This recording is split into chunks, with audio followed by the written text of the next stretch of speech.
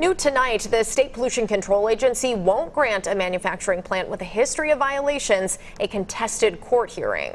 Instead, it will move forward with a stricter air permit for Water Gremlin with emission limits, robust monitoring and inspection, and ways to calculate compliance. The announcement made in the last hour is more than 4 years in the making. WCCO has investigated the plant just as long.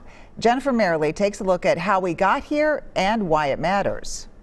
During a community meeting 4 years ago, people who live in White Bear Township learned about the pollution coming from Water Gremlin. The state slapped the manufacturing plant with $7 million in fines and corrective action in early 2019 for its elevated and unsafe release of the cancer-causing chemical TCE into the air and surrounding neighborhood for more than 15 years, violating its air permit. The company clearly failed these communities. Neighbors with cancer and those who lost loved ones immediately wondered if their health problems were connected to the plant's emissions. It's put a whole different nagging twist to why I'm sick. Air emissions were reported using the honor system, in this case trusting Water Gremlin's own self-reporting.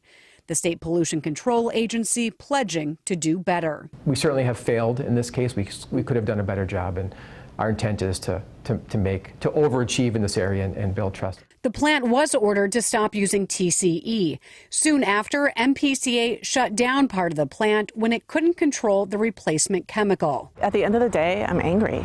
And a question I keep asking myself is how many mistakes is somebody allowed to make before there's real accountability? During the shutdown, WCCO uncovered Water Gremlin trying to move its operation to Wisconsin under the nose of Minnesota regulators. The Hudson Company backed out after our report, and its mayor learned of the discovery. If they're doing the same thing here, we don't want them here. Then in October, a WCCO investigation led to the Department of Labor and Industry temporarily shutting down the plant due to lead migration. Workers were unknowingly bringing home lead, poisoning some kids.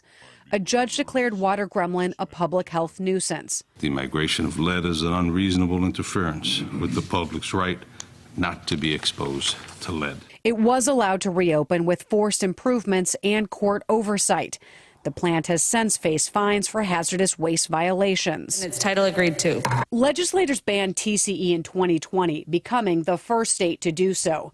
The following year, a legislative watchdog found the state fell down on the job. MPCA's inaction resulted in the community being exposed to dangerous levels of the toxic chemical. In 2022, the state health department revealed years of unchecked air pollution may have harmed the health of neighbors living near Water Gremlin. Close the door, shut them down. We don't want them in our town. All the while, the Neighborhood Concerned Citizens Group brought people together to advocate for their community and to hold the plant accountable. For over 4 years, they've waited for a new, more restrictive permit to be issued, designed to ensure history doesn't repeat itself. It's really phenomenal to see that MPCA and MDH is standing behind the community. In the meantime, 95 people have sued the company, alleging cancer, chronic illness, and wrongful death. If you count up the number of people that they potentially hurt, I mean, it's huge. And in April, a Water Gremlin worker came forward with concerns over safety and health hazards, saying systemic problems persist. Do you fear people will get hurt if things continue the way they are? Oh, there's no doubt. There's no doubt people will not get hurt if we don't wake up like right now. In White Bear Township, Jennifer Merrily, WCCO News. Water Gremlin will now have to comply under the new, more restrictive permit. We reached out to the company. It told us that it hasn't had a chance to review the permit yet, but will respond once it does.